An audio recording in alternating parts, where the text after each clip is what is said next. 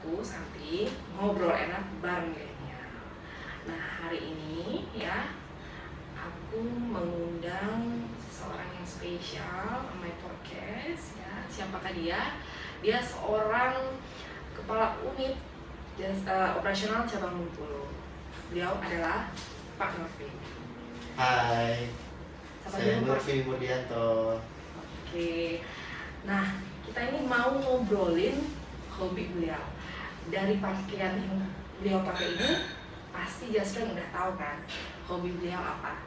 Nah, kita tanya yuk.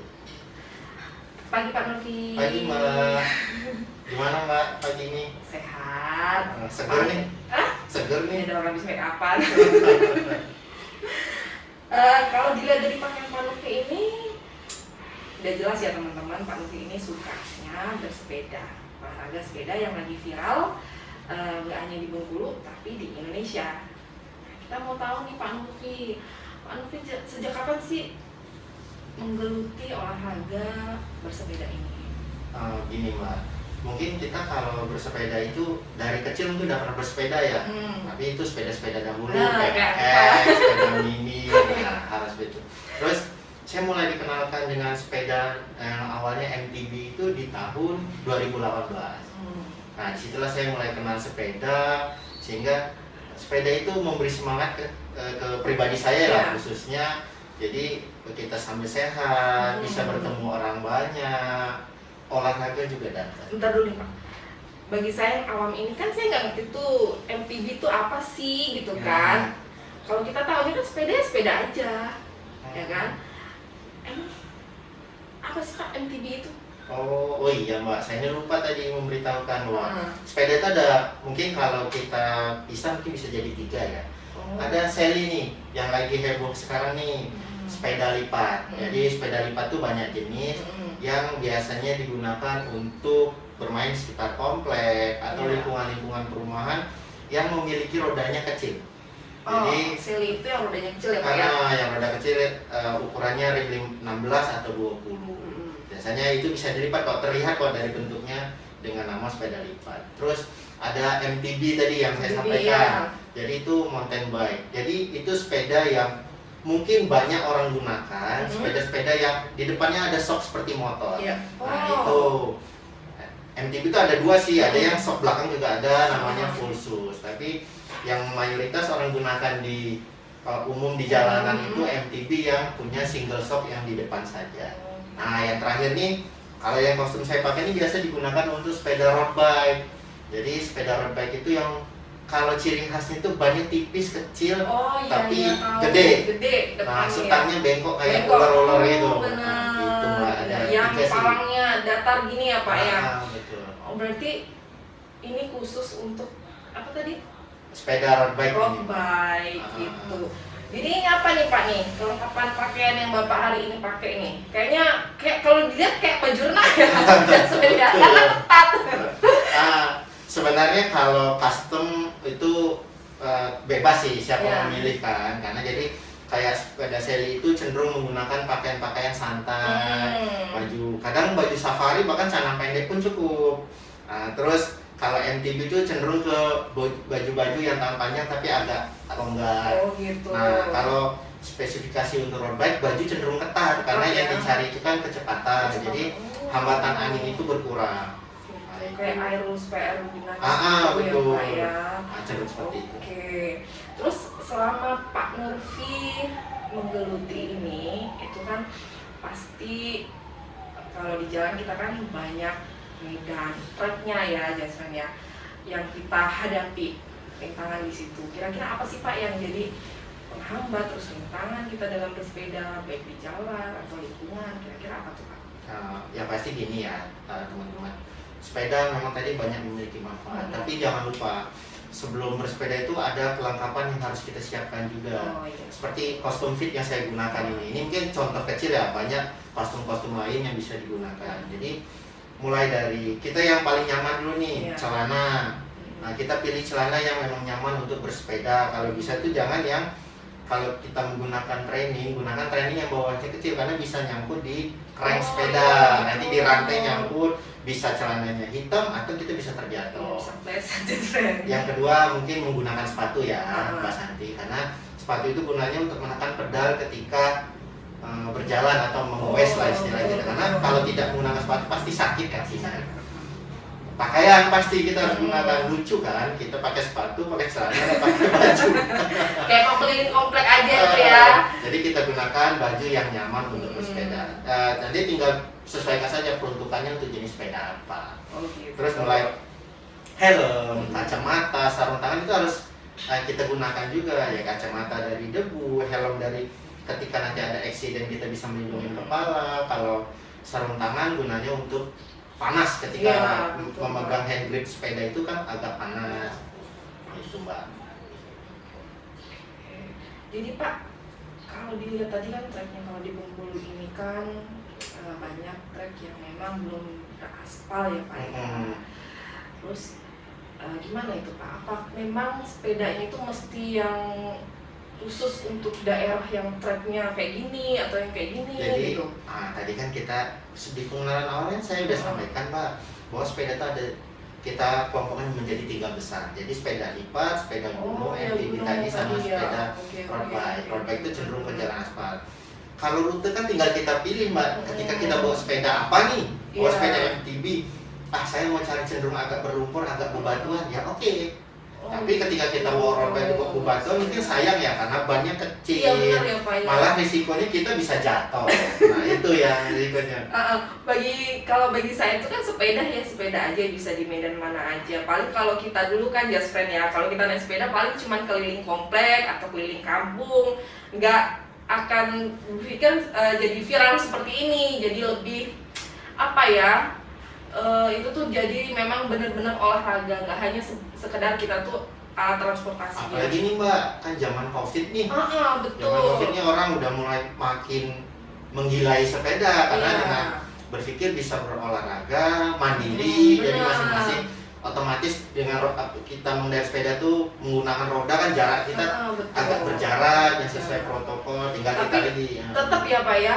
Kalau kita sendirian kan juga nggak enak ya kan kita bersepeda. Pasti Bapak ada nih kelompok-kelompok atau grup tertentu yang Bapak ikutin gitu.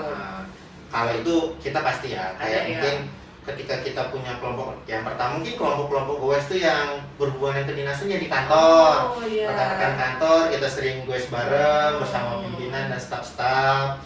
Jadi kita goes tuh untuk menjaga keakraban di lingkungan kantor. Jadi bermanfaat juga ya Pak ya. Kegiatan-kegiatan seperti ini nih bermanfaat juga untuk menunjang ya apa namanya Pak, hubungan kemitraan kita juga dengan relationship eksternal maupun internal. Nah, ada satu Mbak tadi, kan tadi baru kantor. Yang kedua kan kita teman-teman yang di eksternal kan juga ada klub-klub. Kita punya klub sepeda, baik sepeda lipat saya gabung, terus sepeda road bike. Jadi di dalam itu berbagai instansi itu tergabung. Olahraganya dapat, sehatnya dapat, terus kita banyak relasi mungkin kita untuk apa ya, memperbanyak mitra, memperbanyak sahabat. Nah itu yang kita dapat. Jadi Bapak ini udah ibaratnya udah memang hobi juga, terus memang juga itu apa ibaratnya istilahnya kebutuhan kantor untuk kita mendekatkan diri dengan mitra. Nah kalau cuma sekedar hobi sih biasa ini ya, tapi kan beliau ini memang benar-benar menggeluti ya just friend ya. Berapa sih yang apa namanya sepeda yang Bapak miliki? Apa nih Mbak, sepedanya? Iya, sepedanya. Pasti kan nggak mungkin deh kita punya satu sepeda ya teman-teman. Kalau kita udah hobi ya pasti lebih lah daripada satu sepeda. Kalau mungkin kalau saya gini Mas, saya sampaikan. Ketika tadi saya kelompokkan menjadi 3, itu kan ada 3 sisi yang kita bisa ketemu. Tadi saya berhubung saya dengan mitra untuk pergaulan. Ketika di Seli ada komunitas-komunitas orang yang hanya suka sepeda santai. Saya bisa masuk. Saya juga punya. Terus MTB ketika dia sering bermain yang di medan yang agak cenderung berat, kita masih bisa bergabung di sana, kita punya MTB. Kalau road bike itu kita cenderung ke kecepatan ya Pak. Jadi komunitasnya itu cenderung yang orang-orang pengen olahraga banget, mengejar speed, jadi tenaga yang memang agak diforsir sehingga biasanya mayoritas orang-orang yang waktu olahraganya itu sedikit. Jadi dengan road bike itu 2 jam dengan kalau 2 jam kecepatan 25 kita udah dapat 50 km. Jadi ketika mengejar jarak tempuh kita menggunakan road bike. Jadi memang benar-benar orang yang mau cepat sesudah olahraga memiliki aktivitas yang sibuk. Jadi di ketiga jenis sepeda itu Bapak punya ya untuk situasi yang berbeda. Nah, oke. Selama Bapak menggeluti olahraga sepeda ini, pernah nggak sih mengalami cedera Pak? Kalau cedera parah jangan sampai ya. Jangan sampai. Jangan. Tapi kalau cedera ringan itu misalnya gini. Karena kan medannya itu kan nggak ini kan, nggak pasti kan biasanya. Betul. Jadi kalau cedera ringan itu kita tidak ada pemanasan. Biasanya kan kita goes tuh ngikut teman. Mesti pakai pemanasan juga jadi kita perlu peregangan juga karena otot lutut ini yang biasa pakai lutut dan mungkin mata kaki ya yang kita gunakan untuk menekan pedal itu biasanya kita kalau tidak pemanasan kaget. Iya benar kayak kita pakai biasanya pasti sendinya sakit. Sendinya sakit, baru berapa kilometer udah pinggang encok. Nah itu yang saya rasakan. Jadi saya tuh kurang hobi gitu kan. Jadi Mbak ada sepeda juga ya? Kalau sepeda caranya aku Mbak? Sepedanya Sally kalau nggak salah ya. Jadi ya itu. Tapi jarang dipakai jarang selain karena mungkin kita apa ya selain hobi juga kita harus ada niat ya selain kalau Pak Nurfi ini kan memang hobi dan memang dia niat banget. Nah, paling jauh kemana ini Pak? Udah kalau di Bengkulu ini? Kalau saya mungkin terlalu jauh tidak ada juga ya, tapi biasanya kalau range terakhir kemarin saya ada yang main di hampir 140 km itu dalam satu hari.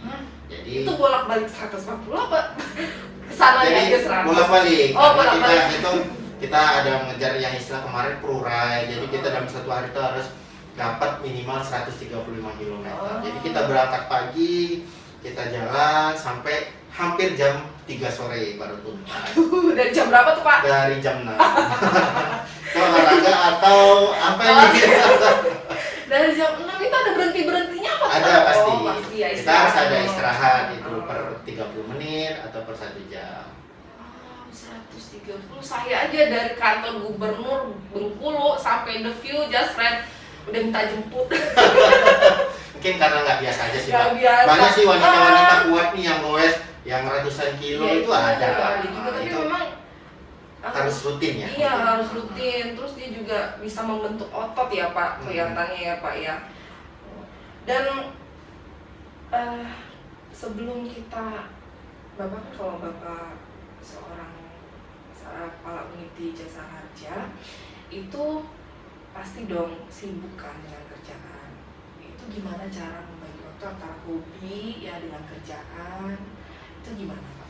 Jadi kalau saya kan cenderung sepeda itu kalau di hari kerja itu biasa Jumat pagi. Memang rata-rata orang olahraga kegiatan di hari Jumat. Ya. Terus biasanya kalau dengan komunitas itu saya gunakan kadang sesekali dengan keluarga, dengan istri dan anak-anak itu Sabtu Minggu yang saya gunakan. Jadi Sabtu pagi atau Minggu pagi itu goes bareng. Yang penting kan kita bisa membagi waktu nih tadi. Iya Pak itu. Kita sepeda mau dekat saja nih yang ada waktu 1,5 jam kita kan bisa ngukur tadi. Kita sepeda menggunakan apa, rute mana yang harus kita tempuh sehingga waktu itu bisa kita kondisikan lah. Iya, nggak mungkin ya kalau kita sama keluarga jauh-jauh berapa ratus kilometer ya. Kalau misalkan itu sudah menjadi kumpulan yang memiliki hobi, mungkin kalau jauh-jauh mungkin bisa ya Pak ya, untuk komunitas ya. Iya komunitas ya maksudnya gitu. Jadi berangkat pagi, pulang sore nih teman-teman Bapak kita ini. Tapi kalau sering-sering kan marah juga Mbak. Diomelin teman-teman apa nyonya. Itu mah paling 2 bulan sekali, 3 bulan sekali. Ya, nanti maksudnya nggak setiap minggu kan Pak ya. Sesekali aja teman-teman. Jadi karena kalau tiap hari juga kayaknya nggak bagus ya Pak. Itu atlet Mbak kali seperti itu. Kalau kita kan yang campur hobi nih. Campur hobi aja. Terus Pak, ini kan kalau misalkan Bapak menggeluti ini, apa sih manfaat selain Bapak bisa berhubungan baik dengan mitra? Ke diri Bapak tuh apa sih manfaatnya selain kesehatan ya? Yang pasti kan kalau itu kan wajar kesehatan. Menurut penelitian kan kalau kita berolahraga itu bahagia. Karena kenapa? Karena ada hormon yang dihasilkan dari olahraga tersebut. Jadi cenderung kita lebih fresh. Kenapa sekarang menurut saya ya pribadi, kenapa sepeda itu lebih bahagia menurut pribadi saya pendapat, karena kalau kita misalnya mau lari itu pendapat ya. Iya. Kalau lari itu kan cenderung rute yang kita tempuh tuh 5 atau 10 km. Jadi tempat wisata yang kita kelilingin itu cenderung lebih dekat dan sedikit. Coba kalau sepeda, bayangin kalau bisa 50 km, berapa banyak objek wisata yang bisa kita lihat. Betul, iya. Jadi secara mata pun kita seger. Jadi seger ya, Pak, kita, ya. misalnya rute Bengkulu nih, kalau kita ambil 50 km, mungkin kita bisa ngelewatin pekerjaan tol yang sedang kerja sekarang, terus kita mutar ke kampus, daerah Universitas Bengkulu, terus kita masuk ke daerah pantai yang di ujung, Pantai Pasar Buku, terus sampai kita ke pelabuhan yang ada di Pulau Bayi kita. Nah itu kalau rute itu hampir 50 kilo Mbak, kita berapa banyak informasi yang kita dapat dari yang kita lihat. Itu yang, jadi ketika, oh ini ada orang, ini wisata baru, oh ternyata rumah bapak ini di sini. Ternyata kita lihat akhirnya kan banyak informasi-informasi yang biar kita bahagia kan. Oke, apa namanya? Kalau saya pribadi kan Pak, selama saya mencoba masih mencari kenikmatan dalam bersepeda just friend. Karena seingat saya dulu Pak, kalau kita bersepeda itu ya bersepeda aja. Jadi dengan kegiatan yang sering Pak Nurfi lakukan ini bisa membuka mata kita, nggak sekedar hanya itu aja. Just friend, olahraga juga penting, terus kita berhubungan dengan mitra juga penting just friend. Karena itu intinya kita di dalam dunia pekerjaan. Nah Pak, saya satu pertanyaannya, di dalam kehidupan kita kerja ini, untuk menyeimbangkan jiwa dan raga kita ini supaya kita bisa melakukan baik hobi maupun pekerjaan dan di kehidupan pribadi kita, itu gimana Pak kalau menurut Bapak? Sebenarnya semua kita bisa menata ya. Kalau saya bilang tuh pasti bisa menata waktu tersebut. Kalau jam pekerjaan jam berapa, kita ya udah kita fokus dulu untuk pekerjaan. Ketika ada spare waktu setelah jam pekerja, mungkin kalau yang teman-teman punya waktu jam 5 sampai jam 6 pengen olahraga ya silakan. Nah, tapi tadi saya sampaikan, kan ada tadi yang saya sampaikan gue sampai sore. Mbak, nah itu kan tadi kita harus bisa membagi waktu dengan keluarga. Bayangin kalau setiap minggu saya pagi sampai sore. Betul. Apa nggak heboh tuh di rumah Mbak? Bisa jadi jadi itu kita mungkin di hari Sabtu setelah kita ngajak keluarga, kan akhirnya mereka ikut bahagia sama kita sama-sama olahraga tapi tetap bersama keluarga. Nah itu sih Mbak. Berarti kita memang benar-benar harus mengatur ya Pak ya untuk kita tujuan spend. Nah biar kita bisa melakukan self healing, menyembuhkan apa yang ada di diri kita. Setelah kita bisa berolahraga, kita bisa balik lagi kerja di hari Seninnya biar kita nggak stres. Nah dari obrolan ini udah banyak manfaat yang kita tahu dari Pak Nurfi, bahwa memang kita butuh self healing untuk menyembuhkan diri kita, terus semakin bagus kita dalam bermitra teman-teman. Nah Pak Nurfi, kalau saya nih mau memulai untuk bersepeda, apa nih kira-kira yang perlu saya persiapkan ya? Yang pasti keinginan Pak. Saya pikir sepeda tadi. Kalau cuma omong doang ya pasti nggak akan terlaksana. Jadi kalau sudah diingin bersepeda pasti kita dukung dengan semangat terlebih dahulu. Nah dengan sepeda yang ada, kita nggak harus beli sepeda yang baru ya teman-teman. Kan karena yang saya tahu ini kan kalau memang kita serius Pak, sepeda ini kan ada yang mahal ya Pak ya. Itu persepsi orang masing-masing ya. Nah, sebenarnya sepeda itu manfaatnya sama, niatnya untuk olahraga. Nah, tinggal nanti kan selera nih, sama juga kan seperti pakaian kan. Ada orang suka warna merah, warna biru, itu suka soal selera. Jadi sepeda itu bebas, yang penting niatnya tadi. Kalau udah terbangun, sepeda yang ada di rumah apapun kita gunakan untuk nyari olahraga pasti nyaman.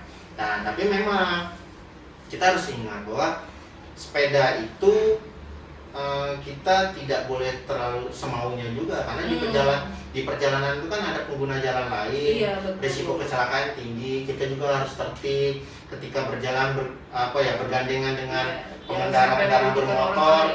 Kita harus di pinggir, terus lampu merah kita ikut berhenti, mungkin hal-hal seperti itu. Jadi kita tetap tertib lalu lintas. tata tertib lalu lintas, jangan sampai kita merugikan orang lain, merugikan pejalan kaki ya teman-teman. Nah, yang saya dengar juga Pak, sepeda ini katanya bisa dimodif-modif itu Pak. Apa benar itu Pak? Jadi yang Kata siapa Mbak? Emang sepeda bisa dimodif? iya itu saya makanya emang bisa dimodif-modif itu seperti apa gitu kan? Yang harganya dulu awalnya murah terus dia bisa meningkat setelah dia di apa ya Jadi istilahnya? mungkin begini yang Mbak, yang info yang kita istilahnya upgrade nih. Ya upgrade. Jadi sebenarnya sepeda itu ada yang versi full bike yang kita beli di toko sepeda sudah jadi, itu ada. Ada yang versi kita merakit juga ada. Atau kita versi yang full bike tadi kita butuh tambahan-tambahan aksesoris, ya silakan. Itu maksudnya dirakit itu Pak, beli sepeda bannya dulu apa-apa ya? Nah kalau rakit itu istilahnya kita beli frame-nya dulu, kerangka kerangkanya, gitu, rodanya, nah itu terpisah. Tapi tadi mengenai selera ya, kalau soal harga ada range biasa sampai yang agak sedikit mahal ya, tapi itu balik lagi bukan mahal menjadi ukuran kuantitas kita bagus berolahraga, bukan. Yang pasti itu tadi soal keinginan, soal kenyamanan, mungkin hal seperti itu sih Mbak. Iya. Jadi saya pernah dengar memang bisa di-upgrade sepeda itu. Jadi disesuaikan dengan kebutuhan si pemakai sepeda. Betul. Jadi kalau misalkan apa ya, seperti apa sih Pak upgrade itu maksudnya? Kalau upgrade itu kan apa aja yang bisa di-upgrade? Kita bukan melihat dari sisi mengganti part-partnya ya. Kadang upgrade itu kan bisa, oh kita duduk nih, iya. saddle-nya atau tempat joknya itu tidak nyaman. Ada yang kan model pantat orang nih tepos, misalnya kayak saya nih. Jadi cenderung cari yang busanya cenderung agak flat, ada busa agak tebal, jadi saya nggak sakit. Jadi cenderung harus saya ganti kalau saya paksa pakai yang pakaian dari toko sepeda itu kan sakit tuh, saya tidak nyaman. Terus misalnya setang, yang badan saya kecil nih, yang kata orang mungil nih. Kalau kita dapat full bike itu kan setangnya lebar, jadi kita nggak nyaman. Otomatis kita ganti yang lebih kecil, membuat ukuran badan kita itu cocok dengan sepeda. Itu sih Mbak. Itu. Nah ini Pak, kalau kita ngomongin tadi mengenai upgrade sepeda itu Pak, biasanya itu kita spare partnya beli terpisah atau ada tempatnya, bengkelnya seperti itu kita pasang sendiri apa bagaimana Pak?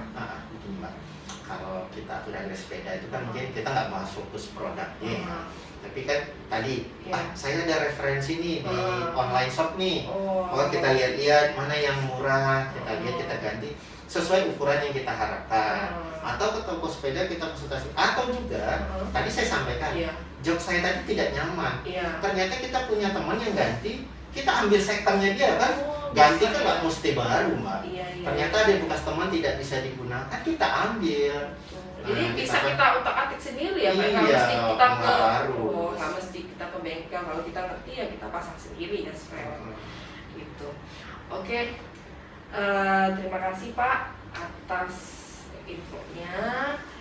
Nah, sebelum kita mengucapkan pesan, ada nggak sih pesan-pesan yang Bapak mau sampaikan ke teman-teman, yaitu apakah tips-tips yang mau Bapak sampaikan ke teman-teman supaya kita nih bersepedanya have fun? Begini ya, kan? Semua ya. Kalau menurut saya itu kita kalau bersepeda itu harus persiapannya tuh bagus. Persiapannya dari kostum, terus kelayakan sepeda, ukuran angin, rem ya jangan lupa, karena kalau sepeda kita nggak ada rem nabrak kita. Kedua tadi kita kalau bisa menggunakan alat kayak jam yang pendukung bisa membaca detak jantung, atau alat pendukung lainnya, heart rate lah istilahnya itu kan. Jadi jangan pernah berolahraga itu dipaksakan. Hal yang berlebihan tidak baik. Harus ngeliat diri kita dulu. Kalau kita merasa sudah ngos-ngosan, ngap-ngapan, itu nggak usah dipaksa, karena ada cerita kan kemarin tidak banyak sih yang kejadian ketika bersepeda rombongan dia tidak kuat memaksakan. Iya. Seperti sampai itu. beliau pingsan, ada yang juga kehilangan nyawa. Jadi kita harus ukur kemampuan kita sebelum kita bersepeda. Mungkin kita mesti ngecek dulu ya Pak, kesehatan kita ya Pak ya. Kemampuan kita seperti apa. Terus ketika berjalan nih, jangan lupa untuk tertib lalu lintas. Ingat, kita bersepeda pasti gabung di jalan raya dengan pengendara bermotor, motor ngebut, mobil ngebut, hati-hati. Iya, hati-hati. Jangan sampai niat kita olahraga malah jatuh Malah lupa. kita yang kena celaka. Betul. Tertib lalu lintas di lampu merah. Mungkin ya yang pasti mengatur waktu yang Jangan lupa bawa minum. Itu pasti Mbak. Kalau ya nggak mungkin dong kita berhenti di warung Pak. Pasti kita bawa kan, bawa minum. Terus tetap kita mesti jaga kesehatan, tahu batasan diri. Karena ya kita nggak boleh memaksakan diri kita, teman-teman. Semua itu kalau misalkan kita sudah capek, sebaiknya kita istirahat sebentar. Udah itu kita lanjut ya Pak ya, jangan dipaksa langsung 100 gitu. Harus berhenti ya kan Pak ya, bener kan? Kalau merasa lelah kita tidak sanggup lagi sudah kita Iya, berhenti kita olahraga. berhenti dulu, istirahat lah berapa menit gitu kan. Udah itu ayo kita lanjut lagi gitu. Nah, itu aja. Nah, terima kasih banyak Bapak informasinya. Sama-sama. Sangat bermanfaat untuk saya dan teman-teman di luar sana.